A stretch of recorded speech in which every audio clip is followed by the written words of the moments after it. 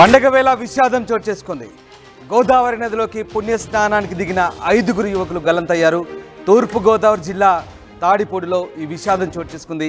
ఇసుక ర్యాంపులో గోదావరిలోకి 11 మంది యువకులు ఈతకు దిగారు. వారిలో 5గురు గల్లంతైనట్టుగా తెలుస్తుంది. గల్లంతైన వారిలో తిరుమల శెట్టి పవన్, దుర్గా ప్రసాద్, పవన్, ఆకాష్, పడాల సాయిగా గుర్తించారు పోలీసులు. గల్లంతైన వారి కోసం నదిలో గాలిస్తున్నారు.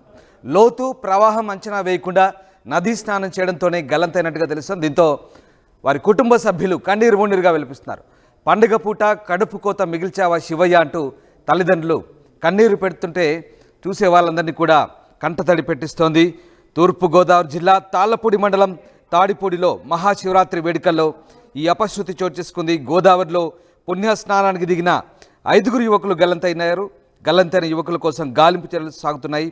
ఇసుక ర్యాంపులో మొత్తం 11 మంది యువకులు దిగారు. వీరిలో 5గురు గల్లంతైన పరిస్థితి కనబడుతోంది. ఇక ఈ ఘటనకు సంబంధించి ఇంకా పోలీసులు పూర్తి స్థాయి వివరాలు వెల్లడించాల్సింది. ప్రస్తుతం ఆచూకీ గల్లంతైన వారి కోసం ముమ్మరంగా గాలిస్తున్నారు.